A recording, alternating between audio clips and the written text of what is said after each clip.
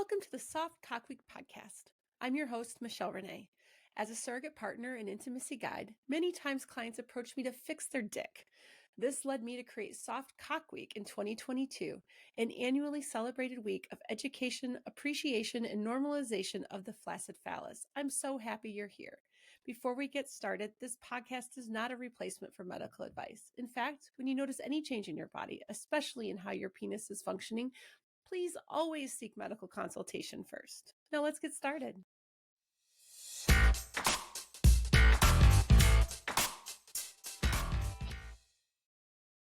Hello, everyone. Welcome back to Soft Cock Week 2023. I don't know the order of these episodes and how they're going to come out, so I won't number it. But I'm so excited to be here with Erica Leroye, who is a colleague of mine.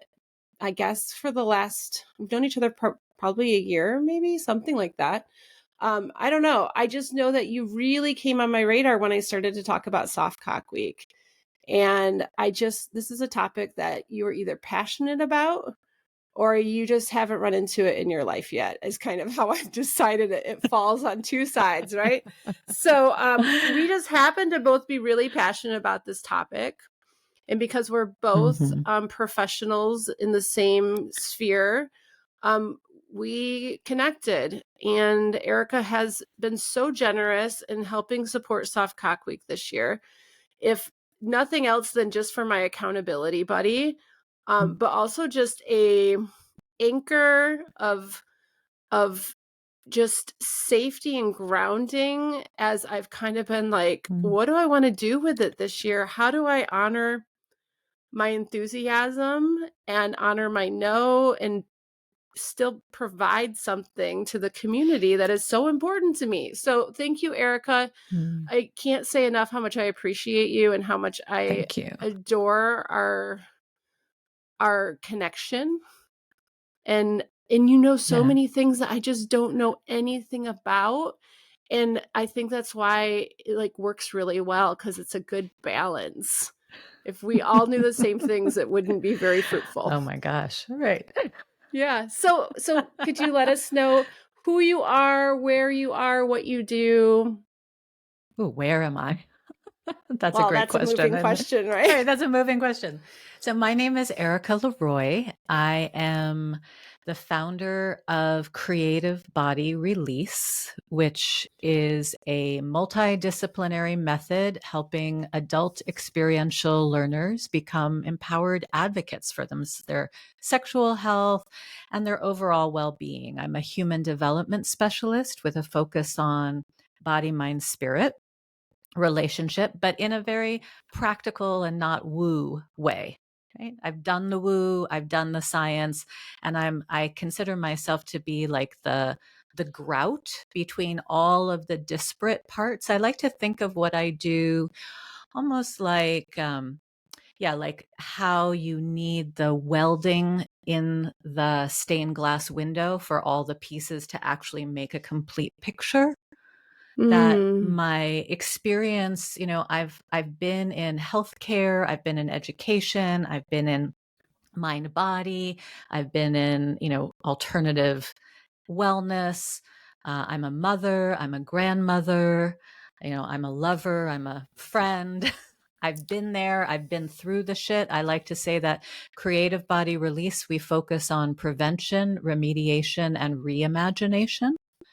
And that my particular magic is turning life's oh fucks into fuck yes, because I've been there, right? So I walk the talk of using our erotic, what I call our erotic energy, as the portal to actually do what is called holistic work, right? Because so many other people are so afraid and avoid genitals that the work actually isn't holistic, even if they're saying it's holistic, and that it's really only those of us who are doing touch-based and mind-spirit work that I feel really can call ourselves holistic. Yeah. So I interface with So over the last number of years, my journey has really been to primarily be a referral source for pelvic floor physical therapists and urologists and oncologists, because I'm curious about what's missing for people in the medical journey. But I also, work however people find me. That's sort of the magic, right? Is if our paths cross, I'm that magical lady who might be able to do something. Right. We Yeah. talked to Susie Gronke, who is a pelvic floor therapist, and Oh, we were yeah. talking about, urologists are wonderful and they do really great work. And there's a place where they stop their participation, right? They're Mm-hmm. not there for the full recovery process. They get their part taken care of, and then it's kind of like, here's a sheet of paper with some instructions on Kegels, Yeah. and it's like, then we need the next step, right? Mm-hmm. And that's Right. pelvic floor PT. It's hands-on workers like yourself that Mm-hmm. really can help take people more towards, I don't want to call it a finish line because I don't think there's an end, but to the next, like into the next phases of Yeah. their recovery.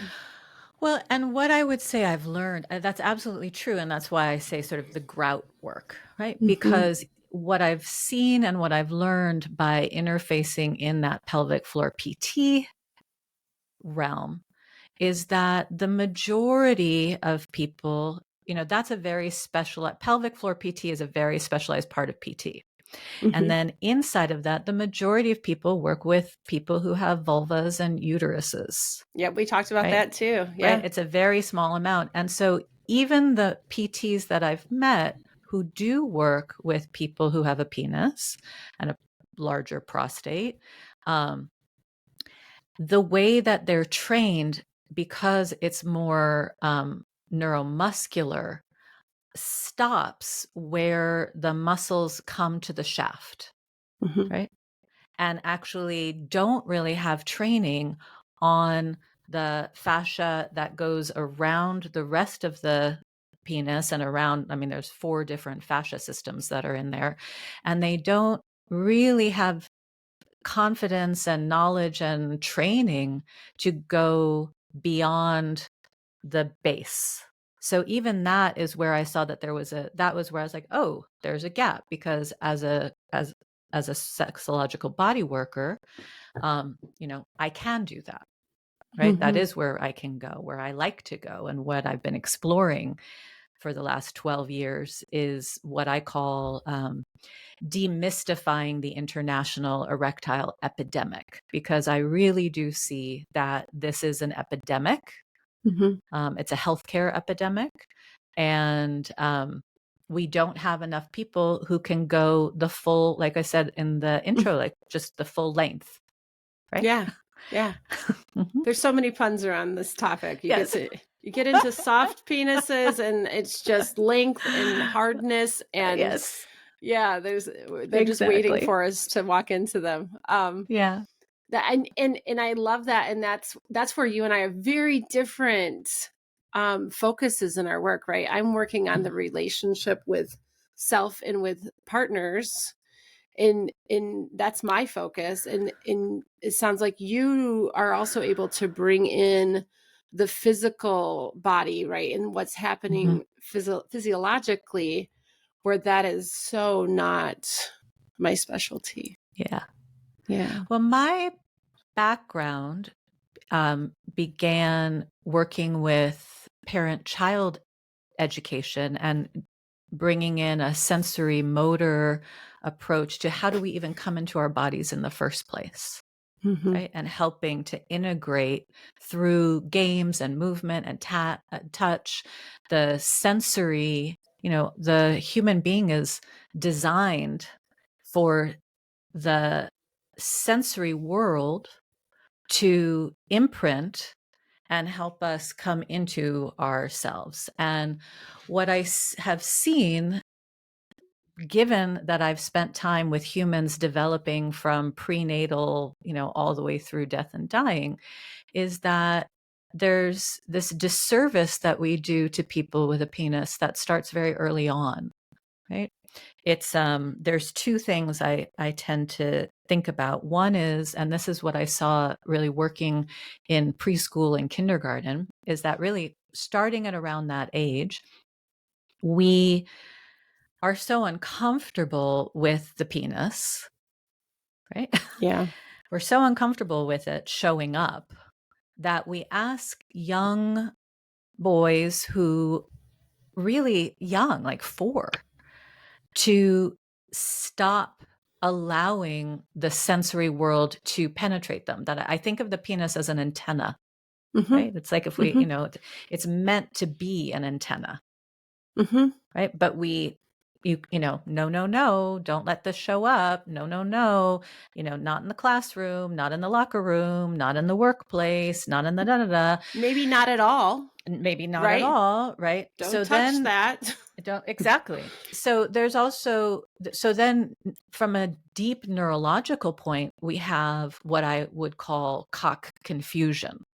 Am I allowed? Am I not allowed? Oh, there's this one little window where it's okay for me to show up, but but there's a pretty butterfly, or there's a nice smell, or there's a warm sweater, or there's, all of these things that we who don't have the antenna can we can penetrate. We can allow Mhm. that to penetrate us. But, Mhm. so I see that as a result of living that way for a long time, Mhm. then there tends to be, because my question, the question I've entered into this work with is, why are the ED rates, you know, why are they, what is it, commensurate with age, right? Why Mhm. is it 30% of men at 30, 40% of men at 40, 50% of men at 50? If there was any other body part where that was what we were talking about, there would be the equivalent of like a HIIT gym or a Pilates studio or a yoga center on every corner. I mean, it's just from a business point of view, Yeah. right? That's Yeah. I mean, literally a we growth market. we have thrown all the money at the Viagras, right? Right. We have tried to solve it from a medical standpoint. Um, what we're missing is this unraveling of the messages that we're receiving at such a young age. Yeah. And then it's getting them back in touch, because it's not too late, right? We're very neuroplasticity. We have this proven, right? Mm-hmm. We can go back, and that's what we're here for. Exactly. Exactly. Yeah. Well, let me tell you a little bit about, or tell, the Soft Cock Week listeners, and I'm so excited to be part of Soft Cock Week. It is really, just when we met and uh, I found out that this is something that you've been holding in the world. It just made me love you all the more, right? Because it Yeah. is something we really need We to bond talk over about. this. Yeah, Yes. you and I, well, I have not had the experience that you've had around this personally, and I want you to talk about that. Mhm. Um, it certainly is a big part of my life in a personal way, and how I interact with clients around this or partners Mhm. around this. And so you showing up in my world and sharing your story just really put a big exclamation point on how important this is. Mm. This is not just Yeah. about helping people have better sex. This is not about helping them have an expanded idea of sex. But you really reminded me of the importance of what we know, what we learn about ourselves because of this antenna, Mhm. right? Yep. That we could be missing something that is really important. So I want to shoot this back to you and say, Yeah. Erica, what's your story? What brings you to Soft Cock Week? Yeah. So in 2009, I fell in love. I had been divorced twice, and I was 30 at that point. What? I was 40 that year. And I was on my like, ooh, I'm out in the world and I'm, you know, rediscovering myself. And I fell in love with this wonderful, amazing man. And it was, a meeting of the minds. It was a meeting of the body. It was a meeting of the spirit. We were work collaborators. It was just one of those, like, the easiest flow I'd ever experienced. Except that in our sex life, I noticed after about the first 2 months of being together that he very quickly would move towards wanting only to be in positions where he was pleasing me. Right. So he was either orally pleasing me with a toy, pleasing me with a hand. And that was great. And I was poly. I've been poly for, 15 plus years. And so there was a part of me that was like, well, I don't necessarily need a lot of penetration, right? From this person. I'm enjoying what we're having. I'm getting other needs met, from other people. So this is okay. But as I started to fall more into, well, maybe this is it. Maybe I want to just come into this a little bit more, not monogamous, but just a little bit deeper. I just asked one day, hey, what's going on? Because I'm a woman who really likes to fuck. And what is this for you? Right. And it Yeah. wasn't accusatory. It was really curious. I was just curious. And then he shared with me his story, which was, some of which I knew, but in a different way. Which was that, he had gone through a very painful divorce, in which his partner, the wife, had, as part of the separation process, said some really degrading things about his penis. Mm-hmm. Right? Not uncommon. No. Not uncommon. We shoot below the belt, right? We do. Yeah. We do. And that is an easy target. And the penis withers, which makes sense. I mean, it just retracts and is like, right? And we also know, for people who have performance anxiety, that the adrenaline response of not knowing, how am I going to perform? Is this person going to like it? That as soon as that type of adrenaline comes into the body, you're pretty much guaranteed that you're not going to be able to get or maintain an erection, right? Because that chemical just doesn't work, right? When you're trying to be downregulated. So, he shared that with me and said, what, and while I've been dating, so then he went on to say, while I've been dating, I've just found it easier to come forward as I want to worship and please you than to have these conversations, because when I'm dating, what I found is a lot of women take it personally. And then it becomes all about their personal feelings of, you're not attracted to me, you don't like me, da da da. And he's like, I don't want that energy. So I said, okay, well, thank you for letting me know. Right? This is really helpful. And let's just play together. When we're together, how do we make this feel like sacred space, right? That can we commit to that, the time that we have together, that is, because for me, sex it's the time where we get to share our bodies, right? I have plenty of friends where we don't share our bodies, or we share it differently, but sex is it's a body to body intimate relationship. Mm-hmm. So I was like, let's just make that time, let's honor that time for discovery and play, and keep an attitude of levity and curiosity and joy. And let's just see what happens. Right. And why don't we do this, which is, when you're hard enough, then we'll do something penetrative. And when that changes, because the words that he used, which I still use in my work with people, is he talked about that his penis had an ebb and flow. Mm-hmm. Right. And I was like, well, great. I like to boogie board. So when there's a wave that we can catch, stick it in. Yeah. right? Yeah. And if it changes, let's do something else. And we found too, what are the things that turn us on? We discovered, this really juicy relationship between us of voyeur and camera play, right? That an exhibitionist, that when things would subside, that rather than, okay, now we're done, would Mhm. be, maybe now we're using a toy, or now he's watching me masturbate, or so that we were filling the time and the space that we had with this connective energy.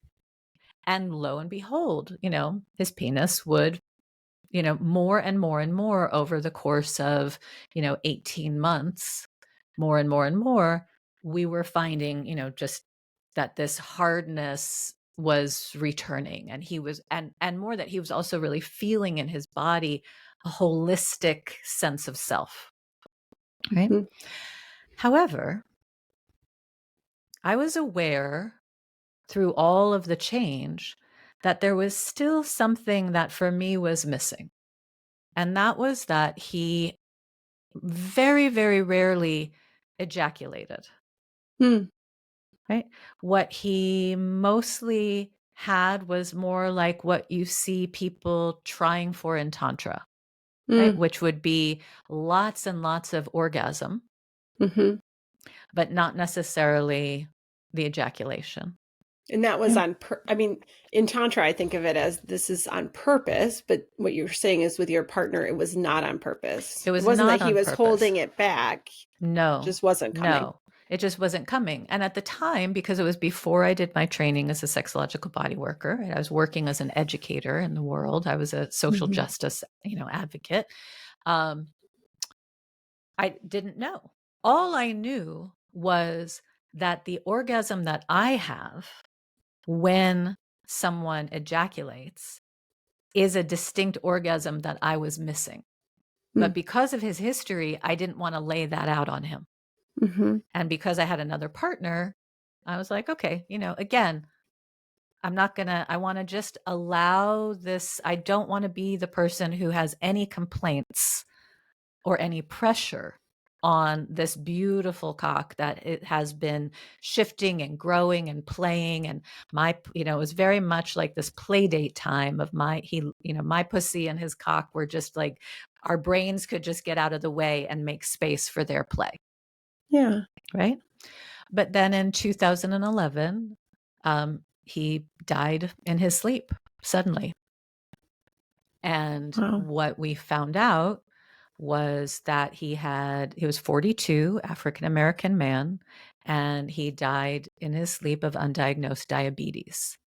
Mm. And one of the biggest tells in men for diabetes is erectile flow and function, right? Mhm. And for diabetes in particular, that not the ejaculation issue, that's a particular tell for diabetes. Interesting. Yeah, I think it's Yeah. called, it's either retrograde ejaculation or anejaculation, Mhm. right? Mhm. And so having been as a massage therapist, I do my Red Cross training every 2 years. I've gone to classes and taken tests where things about diabetes have been in it, but that has never been something that's been brought up. Yeah, Because I really was like, how could I not have known this? Right? How I could I think not have of known? I think of the erectile issue as being I'd never thought of it as a sign for diabetes, but certainly a symptom, Mm-hmm. right? And so you're opening my eyes to the ejaculation component of it completely. And I'm going to assume most of the people, because I consider myself pretty geeky, most of the people listening to this episode, if they take anything else away from it, Mm-hmm. right, is this new information. Yeah. My mother died of breast cancer, not from Oh. a typical form of breast cancer, but the Mm. one real rare, there's Uh, always that real rare one that people, even the doctors, don't know about, right? right. And Right. we do our best in my family to educate people to look at things as any kind of change, go to your doctor. Mm-hmm. and also come in with the information of, hey, I need to take this information about inflammatory breast cancer with me because the doctor may not know it. And I want this to be that space too in the men's health world to say, hey, this is something that is on my radar for the first time, that ejaculation issues could also be one of these signs of undiagnosed diabetes, and how critical this is to have that information. It's so important, and I want to go back to something that you said about the erectile piece as a symptom, because I even, I have someone who I just saw the other day who said to me, I really feel like you saved my life, because I was telling him this particular story, right, about my partner. And he had this aha because he was having soft cock issues and had, like many men, attributed it to, a challenging situation in the marriage and stress, and, that it wasn't health, right? Like what I see happening often with men and soft cock is either they're thinking about it only medically, and they're not looking at stress and all of the other social emotional components, or they're looking at it only as social emotional and not looking at it physically. Right. So I think our work in the world is to provide space where we can give an objective opinion, because we're seeing it in action, right? It's so strange that there are not more opportunities for the penis to be assessed in its natural flow state, right? So the yes, it's a symptom of diabetes, but often, just like with heart disease, prostate cancer, and other things, like I know, it can also be, blood, anything that could be a blood issue, right?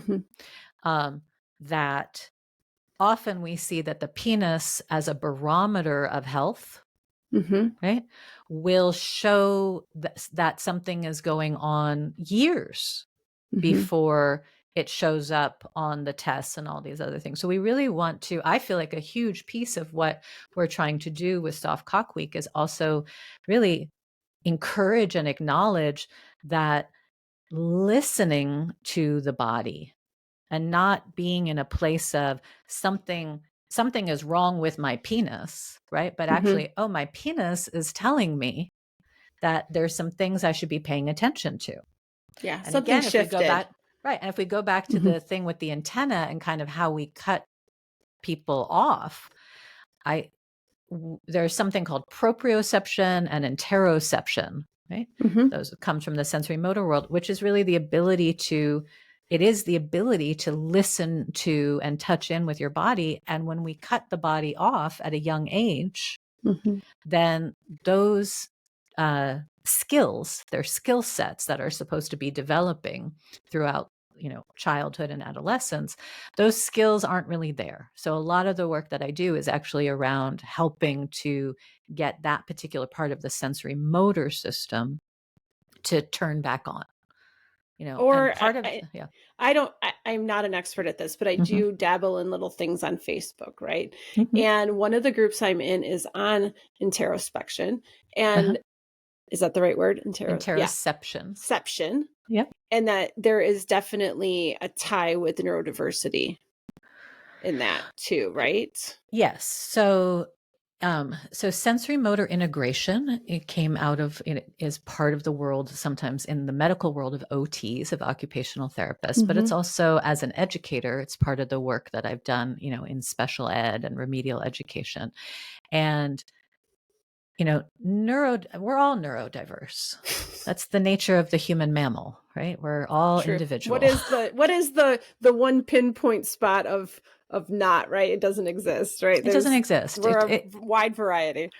It truly, my father was one of the first, I think, 11 He was in the first cohort of pediatric neurologists in the country, right? And I'm 55. So, I had the benefit of having somebody who actually understood something about the developing brain raise me. And I got to be in his office and learn a lot of things. So I feel like I'm really happy about where we are in talking about neurodiversity. I also want to make sure, I think a lot of what we're trying to do in the work that we're doing is take it away from the jargon into the embodied, well, now what? Right. So now I Right. know that I have this. So yes, interoception goes with neurodiversity, but neurodiversity also goes with, birth, prenatal, birth trauma, how you attach, what do you have, what kinds of experiences do you have coming into your body in the first place? Is it something that was congenital, right? In the old Right. days, all neurodiversity was only looked at if it was clearly like a congenital something. Right now, we've expanded neurodiversity to all the things that we pick up. That's why I say we all are, because that's how we're designed. We're True. designed to have a sensory experience. So a lot of the men that I work with are, and I say men because I don't work a lot in the trans community. Right? So it's not an area that has really come to me. I've done some study, I've done some training, but there are people who they are better at doing that work than I am. So my particular niche is with cisgendered men, and a lot of the men that I work with, I mean, this is where you see when you have an overriding question, right? My overriding question was, why do we have this epidemic? What are the common traits? What's going on? What's the big picture here? That I would say that the majority of men that I see, do have some kind of neurodivergence, that are often older. And so the language that we're using these days around all of this, it just wasn't around, right? They were pushed through systems. And so that maybe they don't really know how to read a room, or they don't really know how to be in their body. And what they do know, what is common is that there was a time in their life where the way their penis functioned was something they didn't have to think about. Yep. Right. Yep. I had a client who, I thought he put it so beautifully. He said, being conscious is really hard work. Yeah. And it's such a shift. There's so many things, right? I say this on every episode, and I just, maybe this will be like, we should make a list of the themes, right, of this week. But like shifting this re-education, sexuality re-education that needs to happen. Let's assume that nothing else is really a major problem other than the fact that we have to understand that our desire changes, right? Maybe it's just as simple as learning about responsive desire, and that this is not just a female thing, right? Right. Exactly. I remember thinking it was like women are responsive and men are spontaneous, right? But that's not fair, because it's not ever always anything, right? Exactly. And I think it's just part of this week of like, we didn't get this education growing up. If we got any sex education, we certainly didn't get the nuance of aging, being in what it's like to have sex in a long-term relationship, like all these other, like these layers of how to have like the sex that you want to have. We just didn't have that kind of education. It was like, this is how you don't get pregnant. If you were born into a male body and you were cut off from the sensation of what your penis can tell you, you're told that you need to be secretive. You need to be quiet and quick, right? That is not the way that a great sexual partnered relationship works. Yeah. And your penis isn't trained for it. It's like when they come in, it's like the first thing I'm like is, okay, let's talk about how you masturbate. Exactly. Because we're going to need to retrain some of that, right? And that's really the primary work that I do, is in masturbation coaching, masturbation training, rethinking what masturbation is, because there is so much of this, like, there's a lot of guilt and shame and story around masturbation.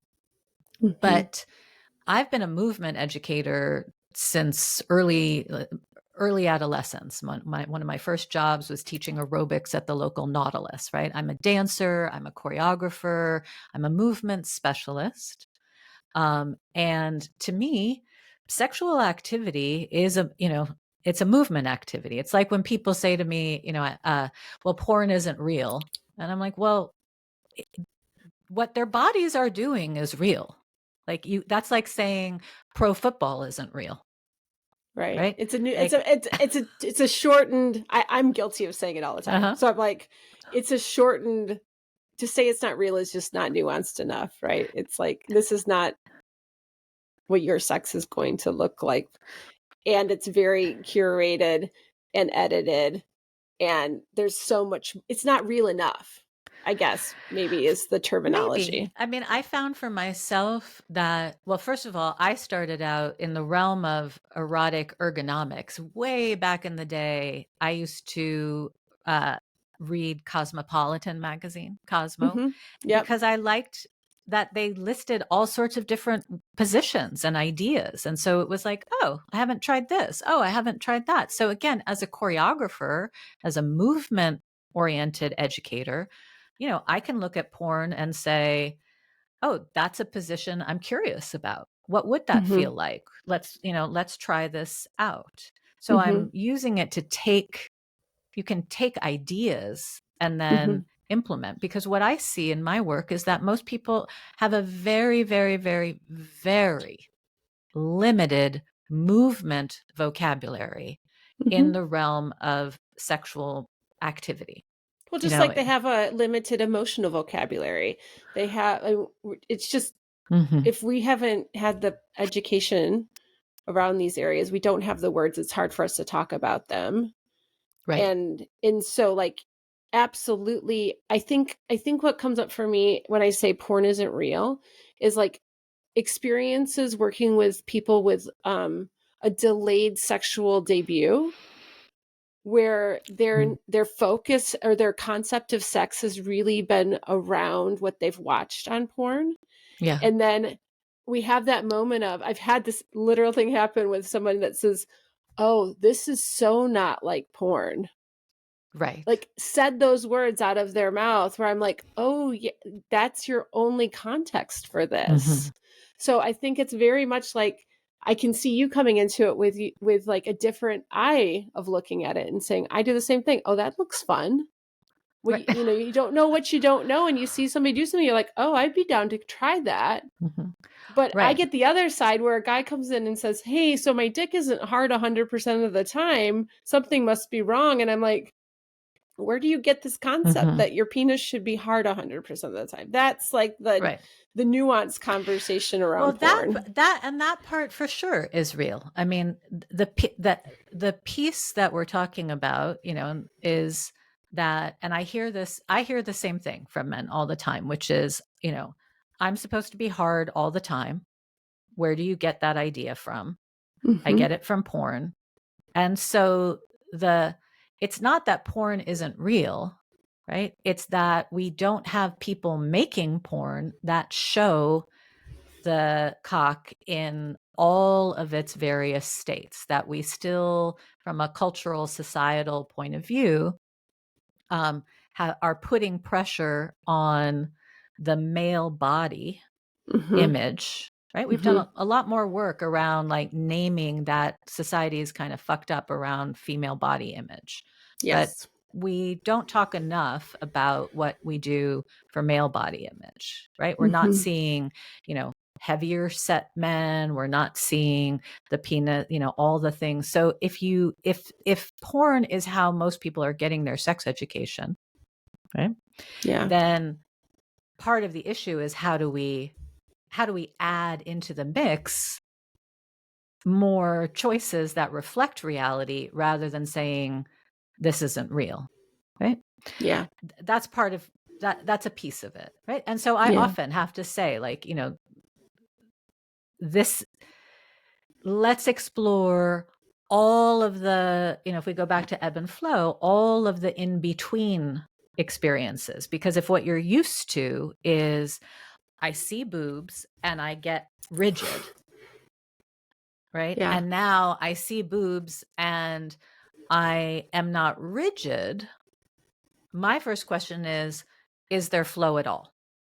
Mm-hmm. Because sometimes what happens with the mind is, especially around this issue, is it's an all or nothing, Mm-hmm.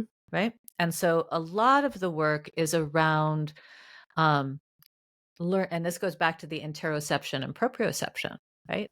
Is learning how to identify and feel all of the feelings of arousal and pleasure and deliciousness Mm-hmm. that happens while flow is building, as Mm-hmm. opposed to there it is, I must be turned on.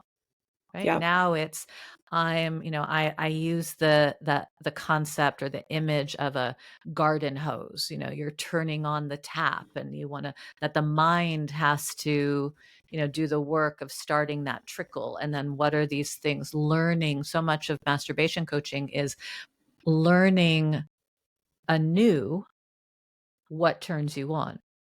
Because Mm-hmm. sometimes part of this is also that the things, as andropause comes on, for those who are older, just like with menopause, the things that were your go-to may no longer be your go-to, right? And so a lot of this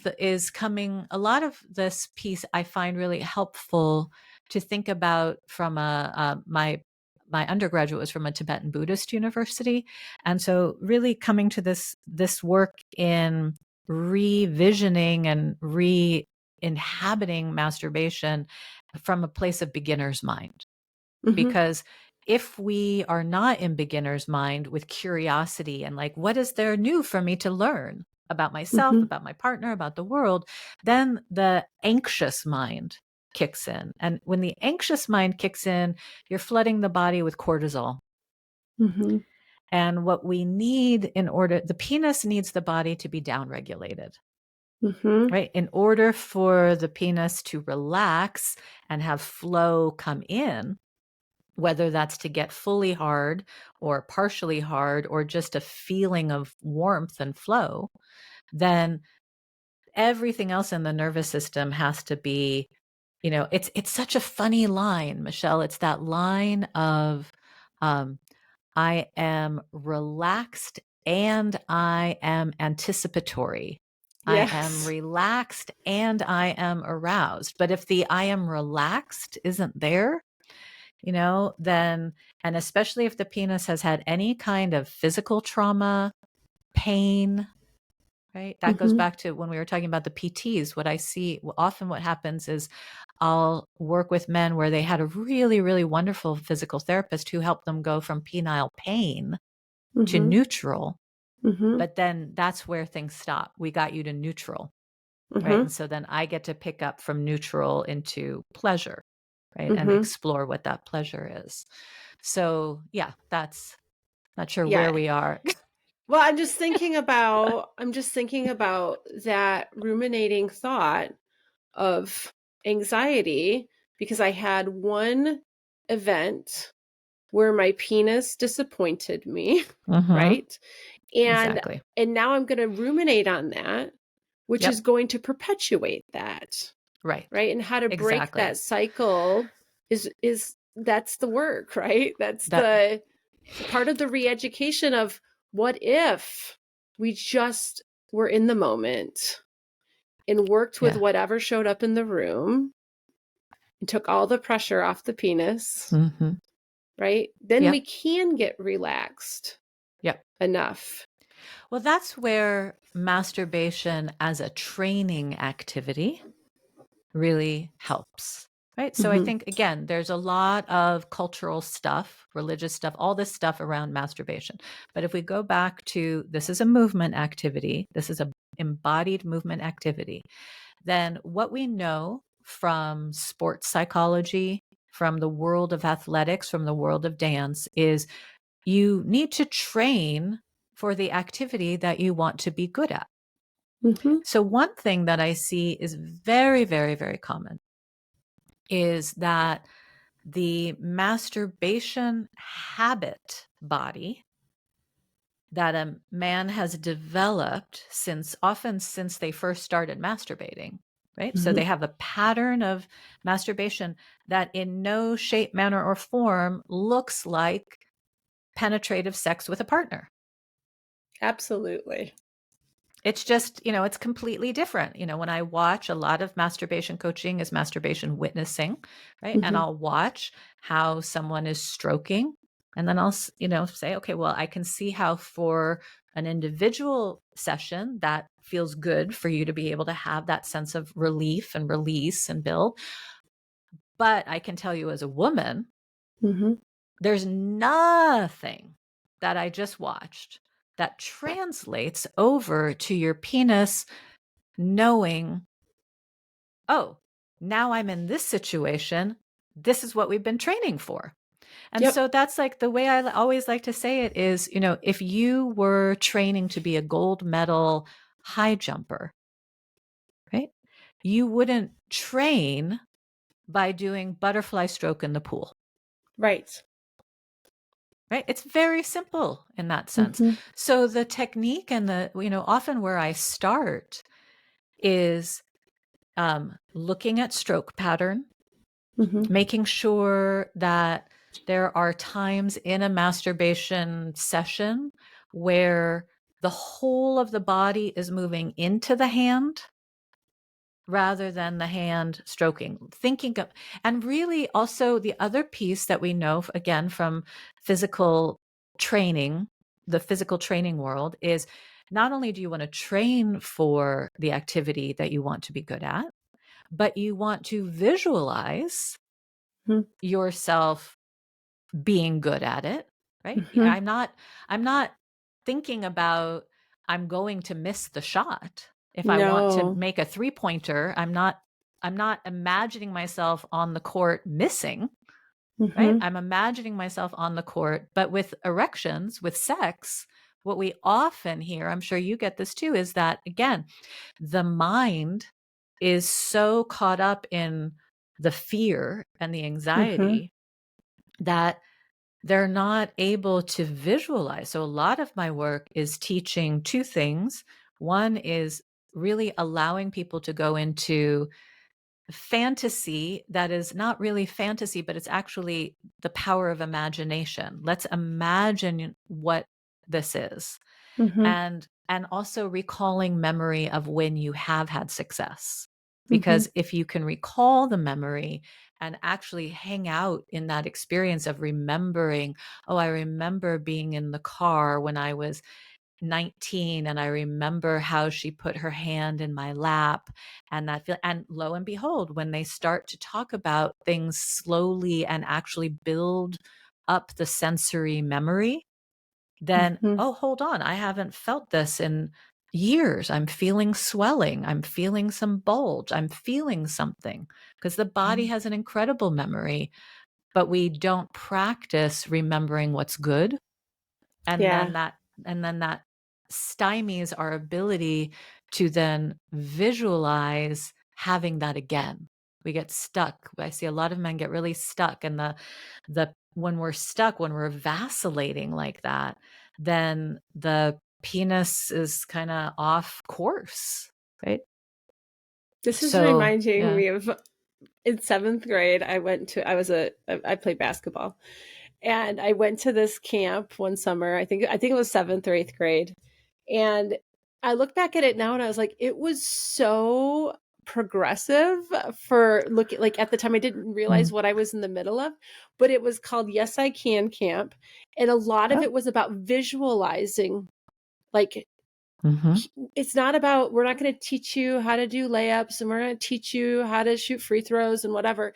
It was things like taking down the basketball hoop and showing us physically around our bodies how big it was. Yeah. Yeah. it was not this tiny hole that we were shooting for. It was quite large, and giving us a picture of a hoop to put on our wall in our dorm rooms where we were staying on this campus. And we were to do so many imaginary free throws laying in bed at night because you would hit 100% of them. Right. Yep. And I'm just tying this together Totally. with this talk Totally. about That's exactly what masturbation it is. coaching. Yep. So let's keep moving in that way. When I work in masturbation coaching, we're thinking about all of the different positions in all the different planes of space. So if you are so what I generally have people do who are having trouble, with their erections is, I'll say, okay, let's take 2 days a week. You can do whatever you're used to doing, and Mm-hmm. 2 days a week where it's training. So first of all, we're creating a mental container that isn't saying what you've done you can't do anymore, right? It's saying, Right. that works in a context, right? That's that. Mm-hmm. It's different. And then let's put in some training. So in the training sessions, we want to really be working on imagining how that position that we're in actually would be. So, and I generally will start with what's your usual position. So let's say someone says to me, I usually masturbate laying in bed, on my back. All right, great. So that's your position. So if you were laying in bed on your back and what would a partner be doing? Right? So let's say you have a partner and they're riding you, or maybe you begin soft, right? Maybe you Mm-hmm. are soft. And so the way it begins is maybe that partner is just, you're activating. I like to try to get people to activate one hand as the lover hand, Mm-hmm. right? So, this hand, and it's like drumming. Masturbation is definitely like drumming, right? It's a tricky act. um, so, maybe this is beginning with some touch, right? So let's go ahead and, have that, how turn yourself on the way you would like a lover to be touching you and turning yourself on. So let's explore first that, all the ways, feel the difference in the quality of touch that you give to yourself, and notice when it starts to feel like an arousing lover touch. Bring Mm-hmm. that in. Then let's say you're laying on your back and they've moved from just stroking your legs and stroking around to maybe now it's a mouth, right? So imagining that mouth discovering your balls and discovering around you. I like to encourage people to use different fabrics, have different fabrics around, because that can help with that. So a Mm-hmm. velvet or a velveteen has a similar texture to a tongue. So, having a Mm-hmm. glove or having something that then stimulates because we're trying to trick the brain too, right? So bringing some of that in, and then you're imagining that tongue, and then you're imagining that warm mouth, making sure that you have good lube.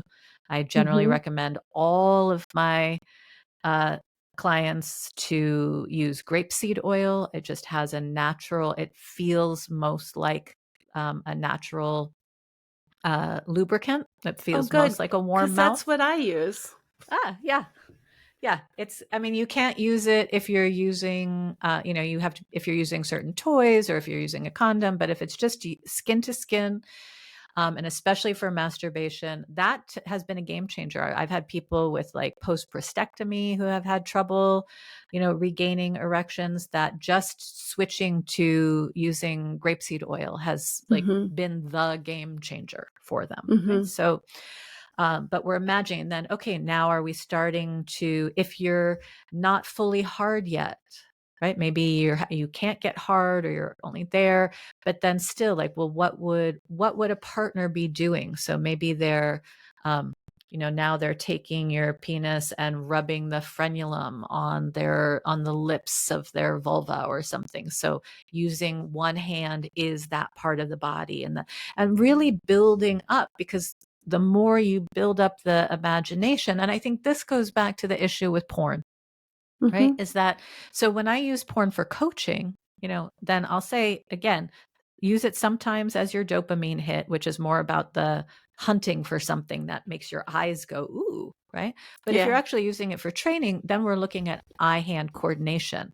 Can you match what you're doing? If you can't get a visual in your head yet on your own, then if you see, there's a nice juicy ass and the vulvar lips are showing and someone is penetrating, then can you move, can you match the movement so that there's something that's connective there to what the body is going to be doing. But going Yeah. back to, if you're on your back, then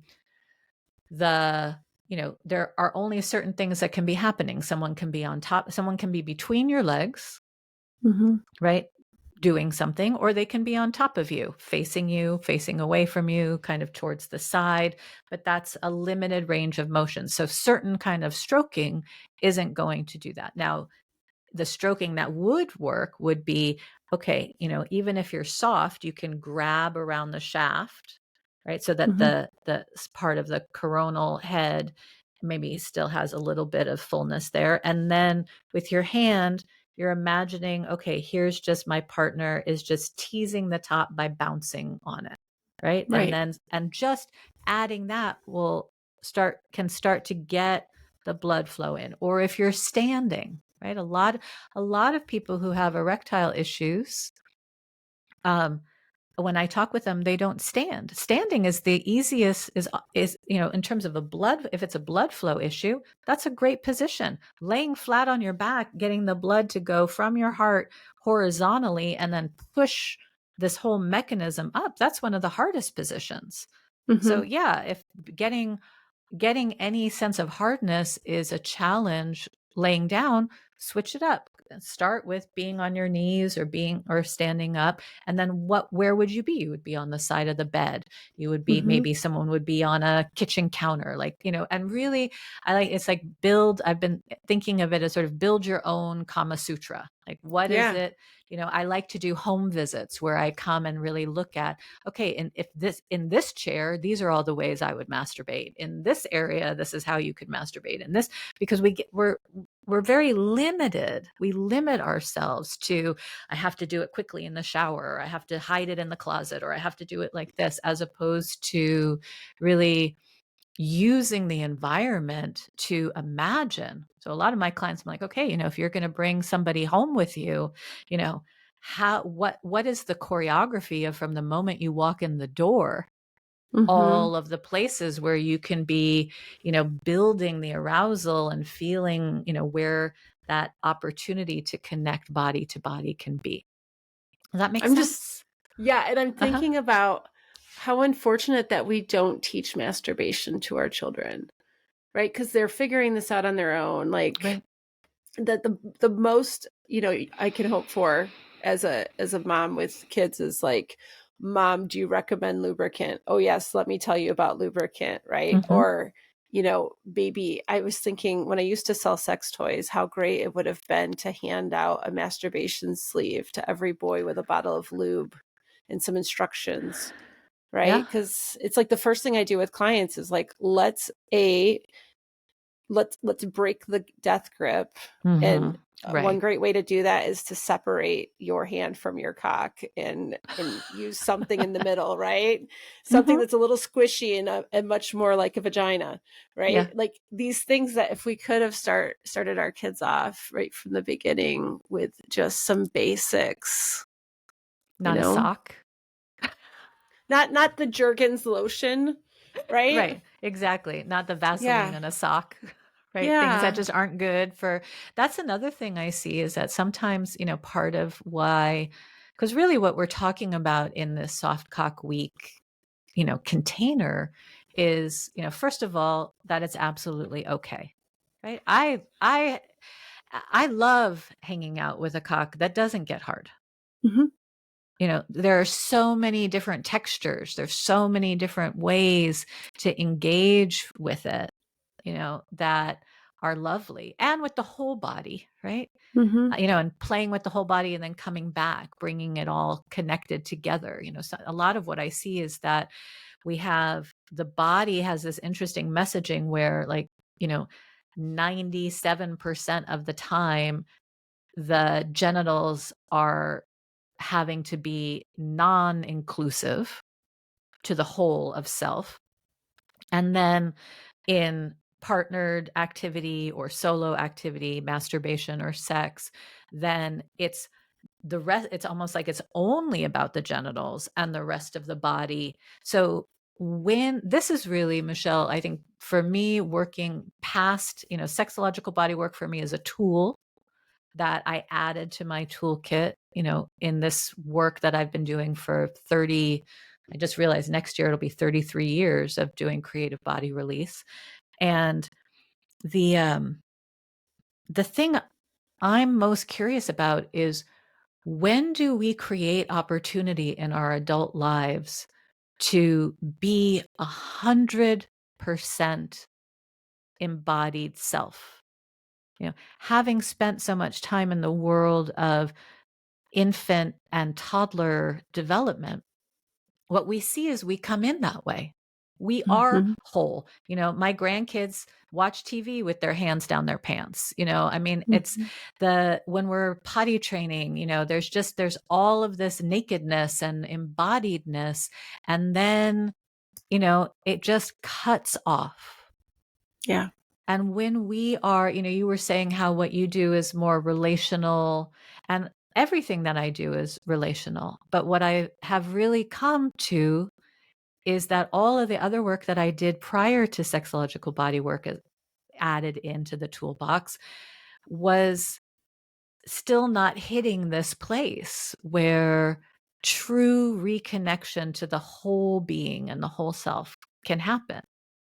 And the rewiring, the neuroplasticity that you're talking about, if we're not doing that as part of our the way that we see our masturbation practice, then we're missing something, because to Mhm. have erectile function is this complicated system of the nerves, the blood, the hormones, the neurotransmitters, the fascia. I see so many of there are a couple things I can say. Like, one of the things that I see as a really common trait with men who come to me and are really having trouble getting the cock to grow and fill is that their legs are super tight.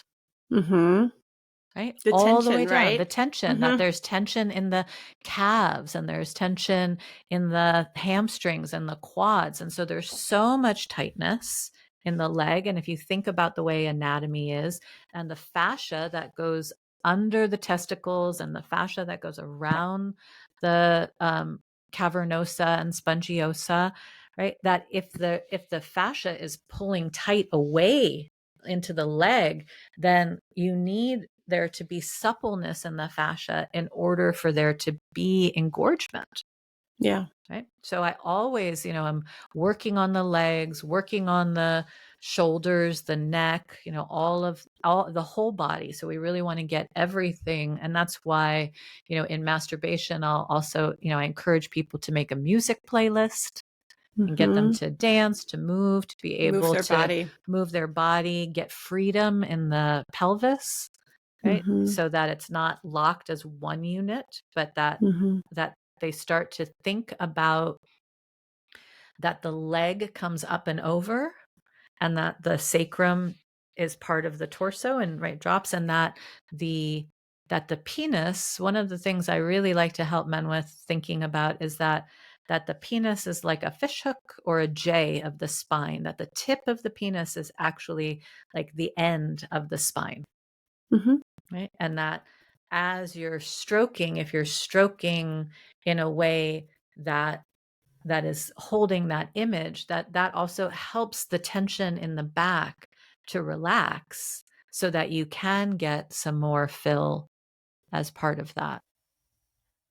It reminds me of being in Betty Dotson's masturbation workshop as a woman. Mhm. And one of the things she said was like, quit doing what they do in porn. Don't arch your back, right? You're cutting off Mhm. that blood flow through your spine, that energy through your Mm. spine, and to curve instead, like the other direction, Yeah. to Yep. like go more into like a C rather than the the arched woman, who Yeah. throws her head back and, is taken by ecstasy, right? Like to actually do quite Uh-huh. the opposite, right? And I'm assuming a lot of this translates over It does. to penis You're owners. you're making me so one of the things that so I going back to when I did the sexological bodywork training, it was the year after my partner died, and I was really in bad shape, and so a lot of my own grief work has really been in my own masturbation practice as well. So again, so much of what I'm sharing and teaching is from my own practice and embodied practice. And I started filming myself masturbating around that time, well, before that, but really actively in for the last 14 plus years. Every time I masturbated, I would put it on, I would film it. So you're making me think that I need to look at that, because I think I arch my back a lot, but it's about a certain kind of that there's a place where that naturally comes in, Mm-hmm. right? Versus this is what I think I'm supposed to be doing. I'm Right. sure that's the nuance of it, right? Like, but it did make me very conscious of Yeah. that, and I Yeah. really pay attention to it's the locking of the body. It's I Mhm. can find myself running into being more intention in masturbation Well, rather than letting all that flow. yeah. And I think that also brings up for me the when I'm talking with men about who are concerned, right? That they're not going to be able to, that maybe they can get an erection, but they can't maintain it, Mm-hmm. right? Or they can get some fill enough to penetrate, but then they're afraid that they can't maintain it. That there's a fear, like there's a fear that if they stop and reposition, Mm-hmm. right, then they won't be able to get it again. Mm-hmm. So they'll just sort of push through and maybe have an orgasm, or maybe still be able to ejaculate, but it's unsatisfying, or maybe they can't. Right. And Yeah. one of the things that we want to do that's part of masturbation training, and also partner work training, right, Mm-hmm. is to be okay again with the ebb and flow, right? That Mm-hmm. if you've come into this position, I mean, this is part of what I learned with my partner, right? If we're in this position and it's feeling really good, but then something has changed, don't push through, Mm-hmm. switch, right? Yeah. Now move to something else, do something differently, and keep expanding the window of tolerance, right? Like keep Mm-hmm. expanding that, oh, I can be in this position and then I can take a break and move and do something else. And then, yes, there might be some rebuild. I might lose something, but then it's going to build back up again. And then I can switch. And it's all really about getting the mind to get out of the way. I like to Yeah. say, sex is about, cock and pussy rule the room. Cock and Mm-hmm. pussy are dom to mind, Mm-hmm. Mm-hmm. right? Mm-hmm. Right? Just Mm-hmm. shut the fuck up and let Yeah. us play, you And know, follow the pleasure. and follow the pleasure. Right. Like I'm thinking I'm sure there's some tools we could share to keep that flow going. Like I'm thinking about, okay, what if I'm having sex where I need to use condoms? Mhm. Right? And sometimes condoms are the barrier Right. to either keeping the erection, or I've lost the erection. Do I need to put a new condom on? And these kinds of questions that pop up. So I kind of want to like shift a little bit to like Mhm. hit some like, here's Yeah. some really take home things, like pro tips Yeah. I thing. think a lot of people are not, they actually just really are not skilled enough with their hands. So again, that goes back to, you know, working a little bit differently with the way that people are masturbating, because if you have a soft penis and you are trying to put a condom on, that is going to be challenging, right? So what I generally do is, I'm doing a lot of hand work to fill the blood up. Okay. And this is something I actually wanted to make sure I said. So I'm glad this is coming up. One of Yeah. the things that I see is um, is very common is that we think of the penis only as the external part of the penis. right? So that it's, what's there hanging in the front. And many men, again, because we have such shitty sex education, and anatomy and physiology even are like an AP class and not what everybody is learning. So many people, men and their partners, don't understand that there is such, I think I've read that the equivalent of what's on the outside is on the inside. Right? So if you think about a lever system, then yeah, if you're only stroking what's on the outside, then what is that standing on? So I have clients where they have had really, they will tell you, I can't get hard. And then they get hard because I'm visualizing, I've looked at tons of anatomical pictures so I can hold it in my head, and I'm really working on filling the corpus cavernosa, right? The two primary tubes, from all the way at the back, right? From all the way in the perineum. Yep. And building that up, right? So that you're building it, you're building it, you're building it, you're building it, so that when you get to the point where the external penis is, it has something holding it up. So we're talking about, for the people that don't have the visual here, we're talking behind the testicles. Behind the testicles, right? Yeah. Behind the testicles and all the way through, right? Where you can move the testicles a little bit and then kind of keep going. Right. Yeah, you'll feel it. You can feel it. It'll get rigid. Yep. Yes. Unless you have a very, very tight perineum, right? If your pelvic muscles are tight, then that's going to be compressing that cavernosa. So that's part of why you want to do massage, why you want to do a warm compress, why you want to have, hot, warm breath. A lot of times, just breathing on the area with your warm breath can start to let that relax. I mean, not you if you're doing that to a partner. It's going to be pretty hard to do your warm breath on yourself. If you can do that, I want pictures. Please send them to me. Not pictures, I want videos. I want videos, exactly. So watch it, you're going to get something. I know. So first of all, we want to build that up, because going back to the question of how to put a condom on, if there isn't that internal structure, then you're screwed and not in the way you want to be, right? Yeah. And then really playing, like let yourself, like, so a lot of times, we're like having foreplay or, outer course, we're in our outer course zone. And then it's like, okay, feels like it's time. And just taking that break, then the penis will subside. And then, we're trying to put a condom on something that isn't. So I like to grip the base of the penis. I like to build from the bottom. And then when I feel like it's hit that place right at the pelvic bone, then grip around it somewhat tight so that I'm now taking the blood that's there and pushing the blood that's there and pushing it more forward. Then, so like a cock ring, but with my hand, then playing some more, juicing that cavernosa up. We think about the image I have of the cavernosa is like a kitchen sponge. Those kitchen sponges you can buy that are flat and then you put them in water and they plump up. So our erotic energy, the way that we touch, the way that we talk, all of these different things are the water that's plumping up that spongy tissue. Yeah. So now we get that little bit plumper. If it's not plump enough, then don't put a condom on yet, because then it isn't really ready to penetrate.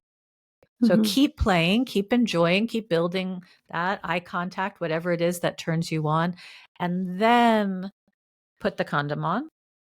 And then when the condom is on, take out your lube, not your grapeseed oil, but your condom happy lube, and continue to stroke and build and just adore and, give the penis this happy, continued time that is about it being receiving, not just like, oh, what we're trying to do is get in. That to me is what I have seen work. Do you recommend people practice with condoms during masturbation? Absolutely. I think if you're going, because of what we know about the way the mind body works and muscle memory works, if you are going to be having partnered sex using a condom, then it is very wise to practice masturbating with a condom. Because again, what we're trying to avoid is cock confusion. Yes. Right? If the cock is confused, its natural state of confusion is, I don't know if I'm supposed to be here. I don't know what I'm doing. Is this okay? Is this not okay? Wait a minute. Hold on. When we do this at home, I don't have this thing over me. And now you're putting this thing over me, which changes how I feel. It changes my neuro, Especially if we capacity. have negative thoughts about condoms. And if we have negative right? thoughts about condoms, exactly. Yeah. But again, even if we have positive thoughts about condoms, okay, I know that this is what I'm supposed to be doing and I'm okay with it because I'm sex positive and I like to, have sex with lots of different people. But if I've been practicing without one, then on the cellular level, on the sensory level, the body is now going, wait, this doesn't different. match, right? This is confusion. So it is helpful. I know for myself, like I'll use a condom on toys, partially because it's easier to clean them. Right. And also because when I'm doing my own practice sessions where, I want to be able to ride for 15 minutes, let's say, I know I have to practice doing that. Otherwise, I'm going to give out in 3. My thighs are going to burn or my butt's going to hurt or my knees are going to give out. So, if I'm going to be with partners where, same thing, getting used to that sensation, especially if you're used to being fluid bonded. So putting that condom in is helpful. I want to also remind people that internal condoms are a thing, right? Internal condoms are a thing. Have you used them? I have. What I always say with clients when I introduce the idea as an option is that for me personally, I feel like they take a lot of trust from the penis owner to be very mindful if they're ones to pull out and reinsert, that it would be really easy to bypass the internal condom. But otherwise, I love the idea of being able to have it in. Yeah. And then if that opportunity hits, it's already there, right? It's something that if you're ready for penetration, we don't have to make that pause to get the condom and apply it, that it's already there. I prefer sex without either with, I'm in a fluid bonded relationship. It is simpler in so many ways. And also that's not how the real world works. Right. For most people are going to need to have some kind of protection. Yeah. And that goes back to what we were talking about porn too. Like I just had an experience recently where I was watching something and I was very turned on. And then the scene was that the cock owner took his cock out of this woman's ass, and it was a 2-girl, 1-guy clip, and then he put it in the other girl's mouth. And I immediately was like, that is such a turn off for me because of everything that I know about like hygiene and cleanliness and STI and that it's just, I was like, nope, this is now a no-go. Like I can't get past this. So I think we need to encourage people who make porn, whether it's their home stuff that they're uploading or it's professional studios, to have more scenes where condoms, both the internal and the external condoms, are being used, because we just don't see that enough. And so again, if that's what we're looking for and that's what the mind has taken in as this is the way, then that can get, that can be problematic as well. Yeah. Have you used internal condoms? Did you have like a different experience? I only have recently tried. First of all, I mean, I have a whole story around this because it's been really hard to get. Yes. Yeah, they're really hard to get. I tried to get some from our local Planned Parenthood, and they were charging $16 per. Oh, wow. I mean, I knew they were a lot more expensive than external condoms. I was fortunate that one of my friends was able to get some from the local Planned Parenthood or wherever she was going for her STI testing, and she brought me a few. So they used to give them free. You could get 3 free at a time from our local county health department, and they've changed that. So I found, I mean, I couldn't find, like, that was the lowest price. And then I finally found some on Amazon that were lower. So I've only tried them once.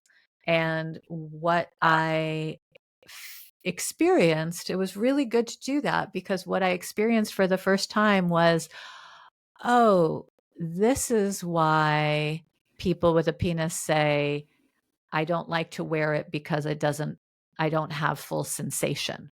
Because I definitely noticed, like, oh, even the difference between my internal tissue and a condom over a penis, I'm still, my nerves are still getting touched in the same way, right? gotcha. But Yeah. with the internal, I was like, oh, there's definitely a dampening of sensation. And it wasn't like I never want to use it again, but it was very clear, like, oh, it's a beginner's mind. It was like, oh, Yeah. okay, beginner's mind. I Well, have to and try there's this always again. trade-offs, right? Yeah. It's kind of figuring out what works for you. Just like I really want people to find the condom that works for them. The condom Not that just works for them. size, but the materials. There's so many things. I have a friend who has a spreadsheet of all the he's gone through and like very geekified this determining condoms thing. And it's really for him. Like you can't take that spreadsheet and translate it to you per se, although he's working on a few ideas. I'm going to have him on my other podcast to talk about his spreadsheet and his like quest to find his ideal condom, because I think it's something that's admirable. And if you're going to be in the world of safer sex practices with multiple partners, you need to know what is your condom. Yep. Right? It's just you don't necessarily buy off the rack. Yeah. You need to have what is the best thing for you. And then I think he was talking about getting a partner that would go through and then also do her own testing on her experience with different partner or different condoms to see what would be the best match for them, not just for him. Yep. Exactly. And that goes back to also how to include that in your masturbation practice. So I recently ended a long fluid bonded relationship. So condoms and lube have come back into my life. And I have been, I have a whole bunch of different ones that I put on my toys to feel, what does this feel like? Do I have a reaction to it? How does it work with this lube? I mean, I've definitely been on a quest. I can say that I have finally found something that I like, that works. Because I also was noticing, like with some of my partners who maybe are more have more length, that the condom was slipping off. Especially when you have more rigorous activity, more rigorous movement. So I was really looking for what's the one that will stay on. Yeah. And I like, I'll just do a plug here. Yeah. I'm not an affiliate or anything, but I like the Momentum condom. The Momentum condom was created by an African-American doctor. And, really with the idea of like, there's some problem solving to do.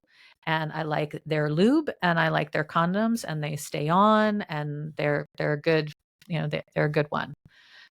When you say they're lube, do you mean for the lubricated condoms, or do they sell a lube also? They sell lube also. Oh, okay. They sell a lube that I like.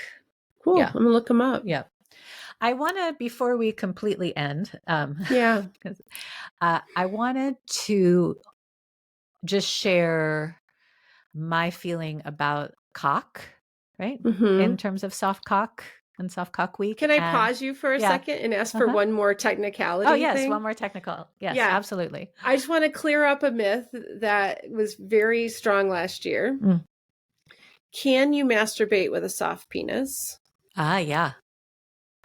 Right. And do you have any tips on masturbation with a soft penis? Yes. So absolutely, you can masturbate with a soft penis. I masturbate with a soft penis, right? You masturbate with a soft penis. I mean, the the homologous tissue is there. I feel like having a soft penis actually gives you more access. So if we think about, right, you can have an erection and not have an orgasm or an ejaculation, right? Mm-hmm. You can have an orgasm and not have an erection or an ejaculation, right? You Mm-hmm. can have, what didn't I say? An orgasm or you could have an ejaculation without an orgasm, right?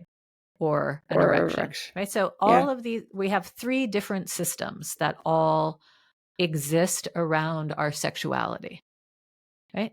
Masturbation is our opportunity to explore and discover and feel and find each of those three opportunities. Sometimes they all happen at once. I mean, one of the things that is the biggest standout that I experience in talking with men is that they don't understand that they are what is called biphasic, meaning that the orgasm and the ejaculation are two separate systems, right? Because for most people who get hard, what their experience is that the orgasm and the ejaculation are happening concurrently. What I love, I mean, part of the way that I've learned about all of this is that for in the beginning of my work as a sexological body worker, I had the privilege of working with a lot of men who had gone through prostate cancer. Or diabetes, or one of these medical conditions where getting hard actually is completely off the table, right?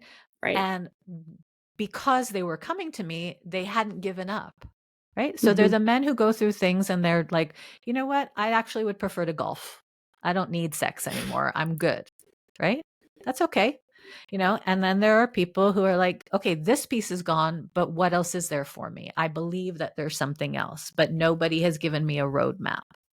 Or Yeah. maybe I have found in my masturbation that there's something here, but my partner, it no longer is sexual, or my partner isn't interested in this. And so I'm looking for someone who can help me amplify this or experience this. Mm-hmm. So that is, the larger umbrella to your question, which is if we reframe masturbation not as a goal-oriented activity towards, I'm trying to get to this, then what happens when you have soft cock and you're masturbating is that you can explore more the richness of turning on the nerves.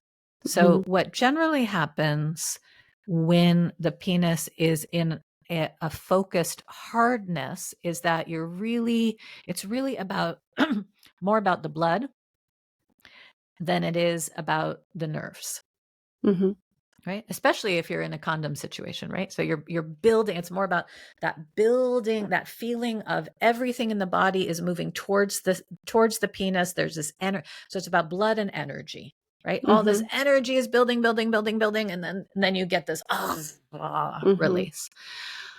When that isn't happening, then it's more like what happens for those of us who have a vulva, right? And a clitoris and a vagina, which is that to really get turned on and to get the arousal system going, what we're needing to do is pay more attention to all of your nerves, all your superficial nerves are called afferent nerves. And afferent nerves generally are designed to just be on or off.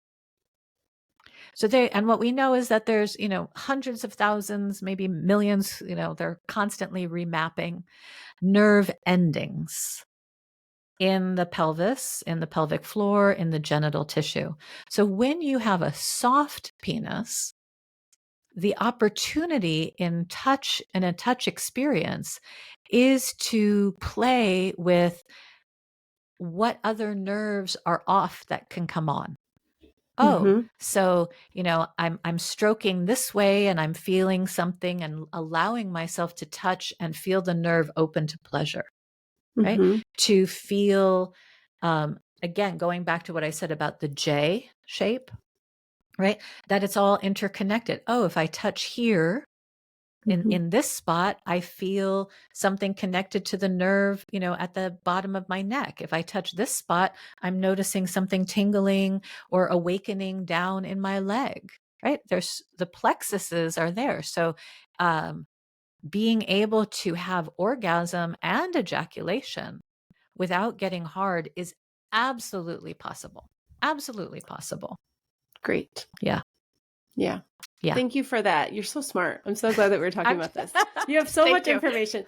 I want to get this wrapped up. So lastly, let's go back to before I interrupted you. You wanted to talk about. I just want to say that I think that imagination is a really, really, really important part of this process. And, I think of penis as sort of that anatomical part of the body.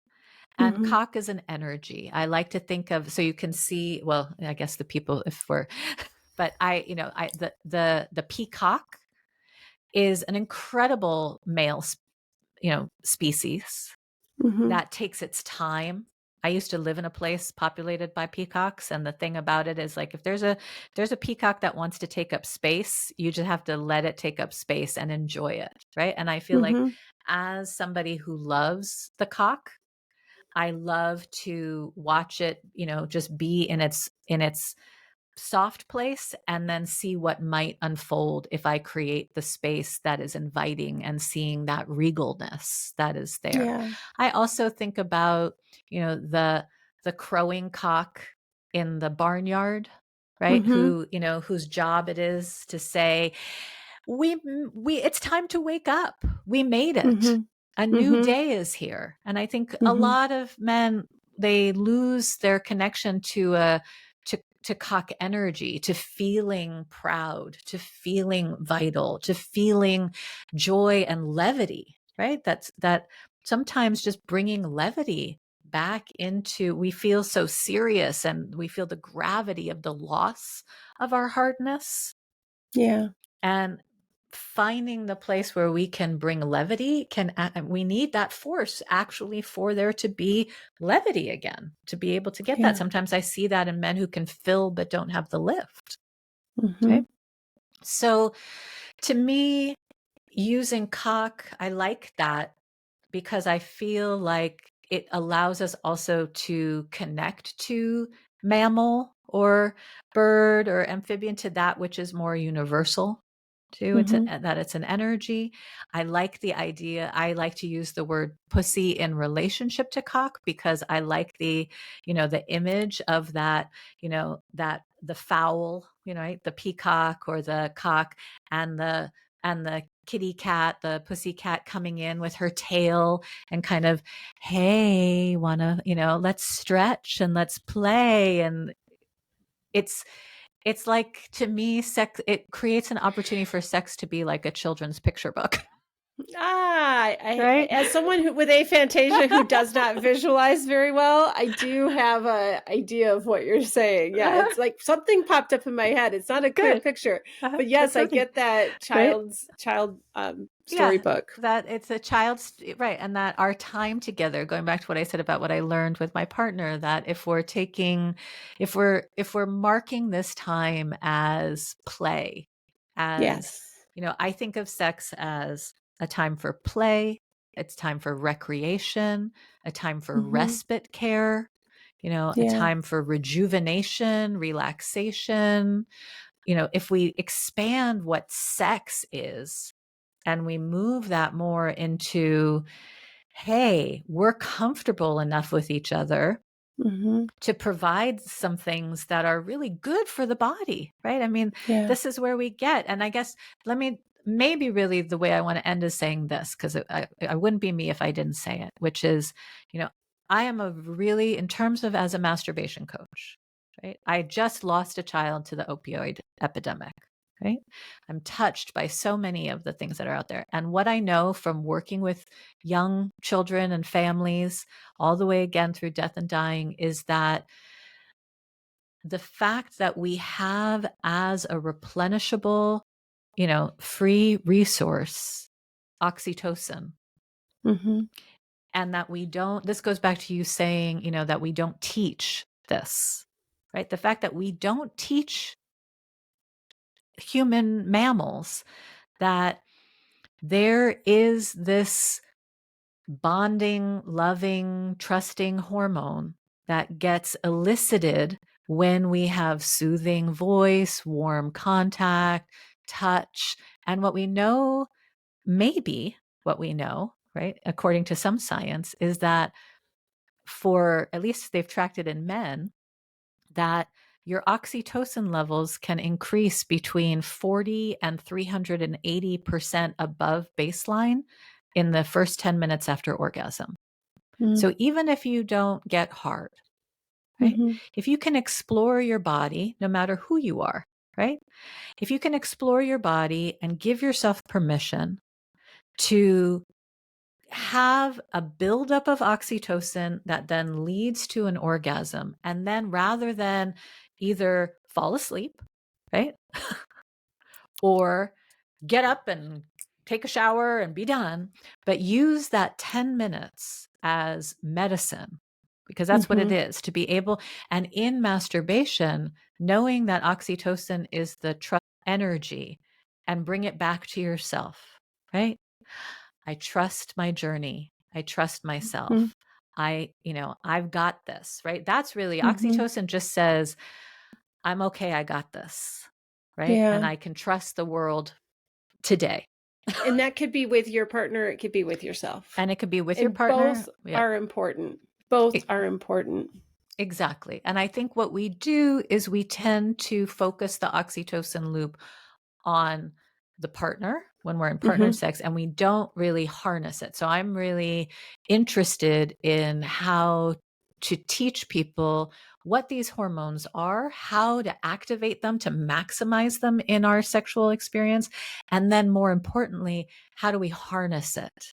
And how do we use it so that our bodies are getting, the benefit of our naturally occurring pain medicine, uplifting upper thought medicine, I think that's going to be the next wave. And that's why I said it wouldn't be me if I didn't plug this. So this is why decriminalization of sex work is so important.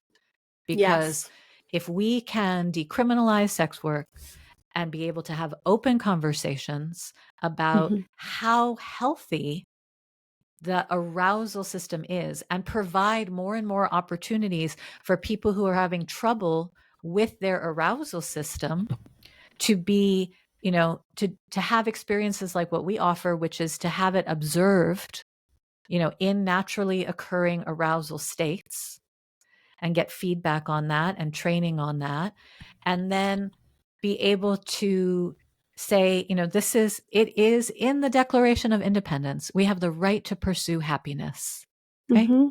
And that happiness is those chemicals. So the more that we're encouraging people to orgasm and masturbate and have great sex and have great pleasure, then our mindset will be more towards, we got this, and we can move forward as a human mammal population and not annihilate ourselves. So, I'm very pro understanding the science so that we can language better why decriminalization of sex work is a health equity issue. Absolutely. Yeah. That's a whole nother episode. A whole nother episode. We'll take that to the other podcast and pick this conversation back up. If I would love to have that conversation. Yeah. Great. Oh, Erica, thank you so much. Thank you for giving me the opportunity, Michelle. I'm so excited. I'm excited to be a resource to anyone who is listening. If anyone wants to get in contact with me, the best way, I don't currently have a website up. The best way is just to email me at erica@creativebodyrelease.com.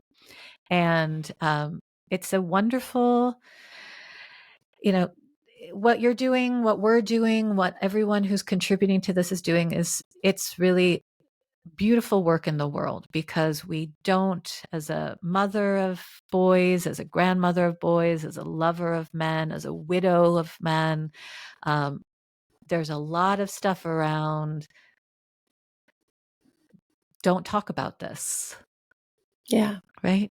Don't talk about this. Yeah. It's not real. The number of times I hear, it's women's sexual health is, so far behind, but really, where we are with men's sexual health, I feel like is where we were with women's sexual health in the 60s. We're Yeah. just starting to really have real conversations. It's So I interesting appreciate where it. we put our money, right? Yeah. When we talk about sexual health in general, it's really interesting, no matter what gender, what our priorities are. And it's like we're skipping steps, we're leapfrogging and not working on foundational building blocks that we just want to cut to the problem, right? Mm-hmm. And throw a pill at it or right. what have you. So, Right. yeah. And I think, I'm guessing that the people who come to you are similar to the people who come to me, which is they are the people for whom the pill doesn't work, whether it doesn't work functionally or Yeah. it doesn't work because they have side effects that are intolerable, or it doesn't work because they have other health conditions in which this is not an option for them, or it doesn't work because they're making a choice in their life to not rely on a medicine. Right. So Yeah. for the people for whom it works, it works. But we Yeah. have to have good options for the people where, that isn't, if it isn't there, there's something. What I wish would change, and we had a guest on one of these episodes named Kyle, who talked about his story. And when he was asking his doctor at, in his early 20s about erectile issues, the response wasn't, well, let's take a look at this. It was, I can write you a prescription. Right. Right. And that's what I want to expand, is like, we have to talk about the whole system and not just throwing a pill at it, because that's not, the education component is really missing. But that's where the decriminalization is really key, because right now, what I see when I interface with the medical providers is they just don't even know that we exist. Mm-hmm. Right? They either don't know that we exist at all, that there's an option for hands-on care, or maybe they know that we exist, but there's concerns around referring to us. Well, yeah, Sesta Foster really did a number on that one, right? Mm-hmm.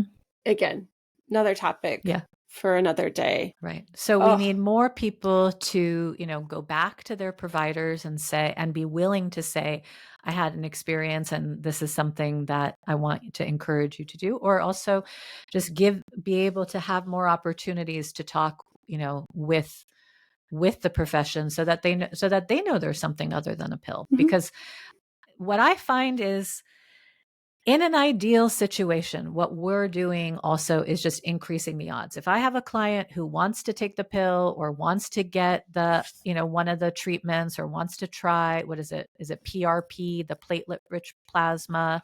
There's some, all of the new things that are out there. Then teaching people how to masturbate is only going to increase the odds of success. The people that I know who have tried these other things and aren't having success haven't shifted the way that they masturbate or have sex. And so they're still relying on something to change from the outside, or something. They want something that happens to them rather than change what they're doing. And then whatever it is that they're using as an enhancement is the enhancement. But the body needs to, we're meant to move. We're meant to invigorate. And we just need to include that more in the way that we talk about sex education and sex in general. It's just physical fitness. Yes. Right? Yeah. And it's our whole, like, we are just not these little parts, right?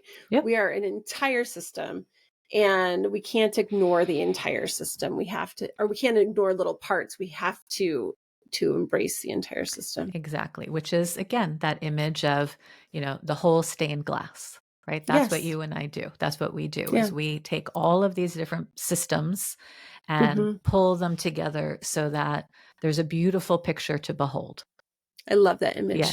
Thank you, Erica. You're welcome, Michelle. I will have all your information in the show notes. Great. And let's keep working together. Yes, I'm so excited. All right.